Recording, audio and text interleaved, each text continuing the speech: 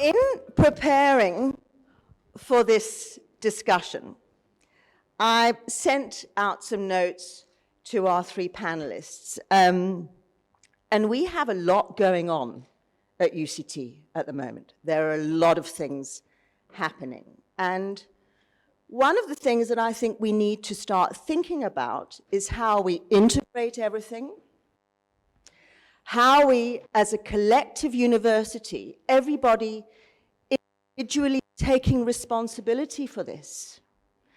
And, you know, we're talking about the sort of teaching and learning space here. That's just one space. And so we're interested in thinking about how all of these things going on are going to manifest. What's it going to look like?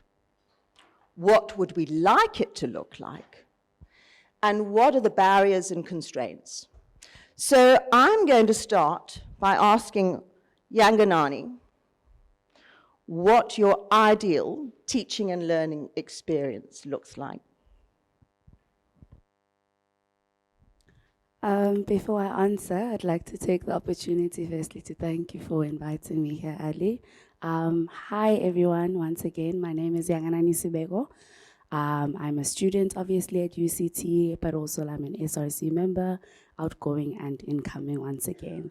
I think just in terms of my relevance here, I'm the undergraduate academics coordinator, incoming postgraduate academics coordinator now.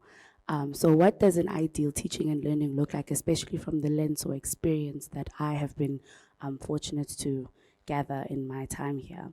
I think an ideal teaching and learning environment definitely does incorporate the best interests of students firstly, but secondly that of the educators as well. So it's kind of like a cohesive and a coherent type of environment, in line obviously then with the 2030 vision that UCT has, right?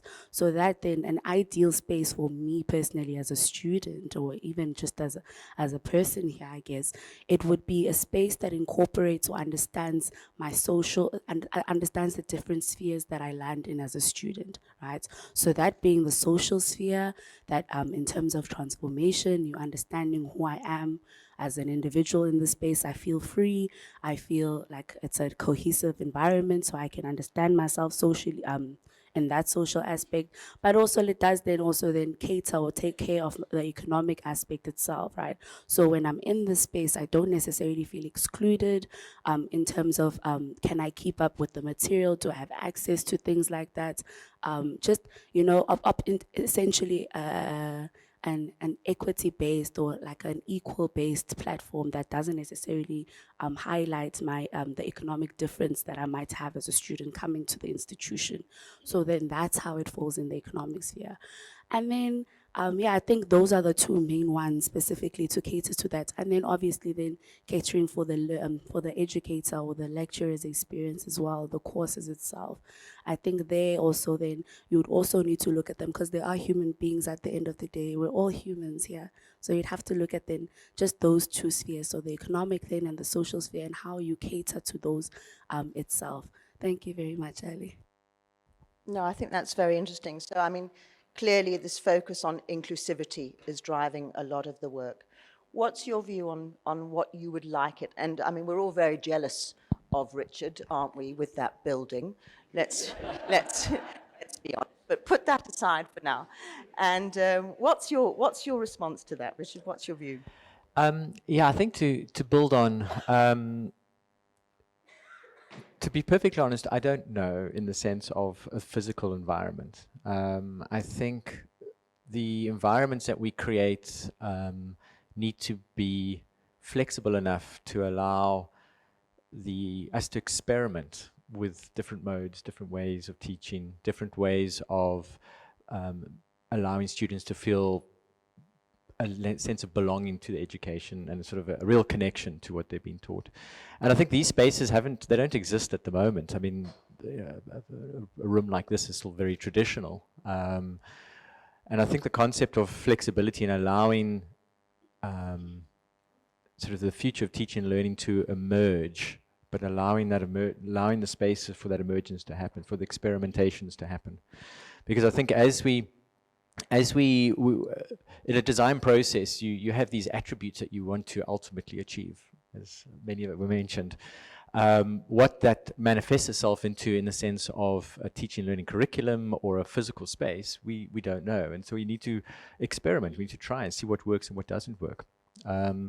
So for me, the future teaching and learning environments really are around allowing flexibility and emergence to happen so that we can try things out and see what works and sort of navigate our way through the uncertainty in such a way that it does lead to the sort of the critical outcomes from a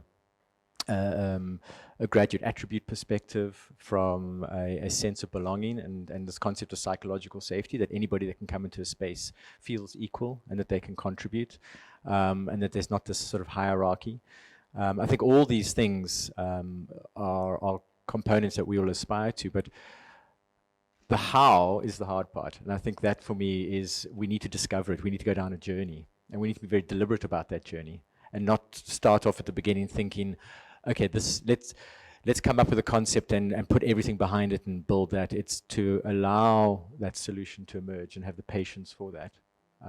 Patience both from the learners and from academic staff, as well as sponsors, funders, all those. I mean, I think we're quite lucky. Our funder, Hasso Plattner, for the building, the opening we had last week, he mentioned that this building is an attempt to do something. We don't know if it's going to work. So it's just the patience of, well, let's try these things and allow us to succeed in maybe some areas, fail in others, but it's all about constant improvement as opposed to proving the right solution. I mean, one of the things that we spoke about last week was how we can't really experiment in a risk-free environment because we don't have crash test dummies.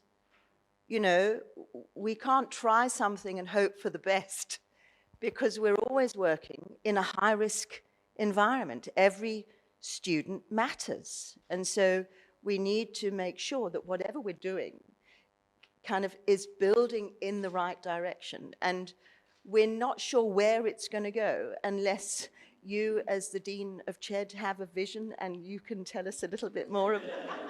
Nothing like putting your panelist on the spot.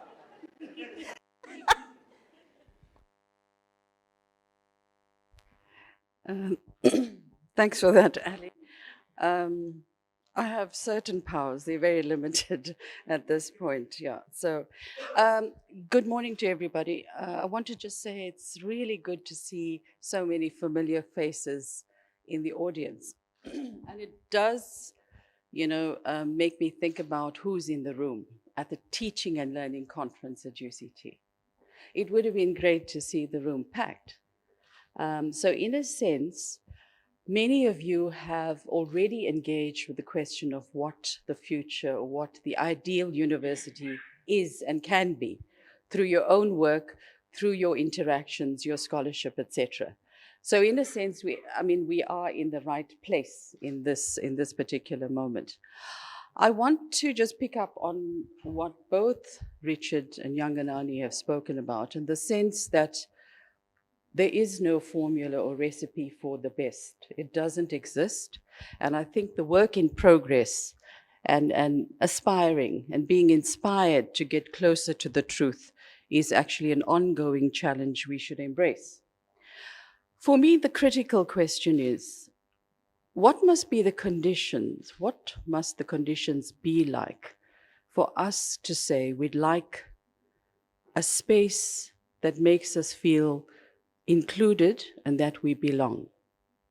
So if you just scratch under the surface, you've got to ask, what is it that we've created that makes staff and students feel that they don't belong and that they're not included?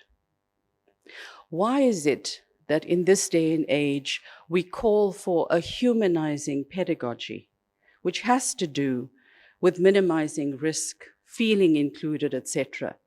Why is it as human beings we have to make this call? Is it not a default position for us to be human?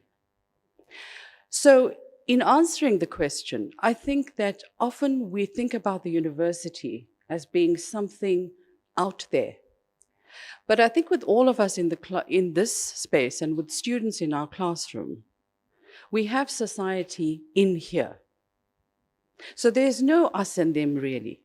All the issues that surface are in fact issues that we work with daily as human beings. So the university, or the life that we want to create for the students who are shaped and go back into society, should be exactly the kinds of values and principles that we hold dear. And there's no recipe for that either. The best we can do is to create the conditions for those optimal principles to be enacted and embodied. And it then begs the question, well, what is it that we hold dear? Have we been explicit about that? Right? We've named social justice. We've spoken about ethical values. Decolonization is a philosophical and social justice dimension.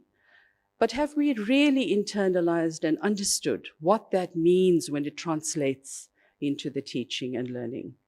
So I think it's a very personal, a very professional, very political, and very social endeavor to be a higher education academic today. So it is about the process of finding that university you speak about, Ali, and not arriving at that architectural plan.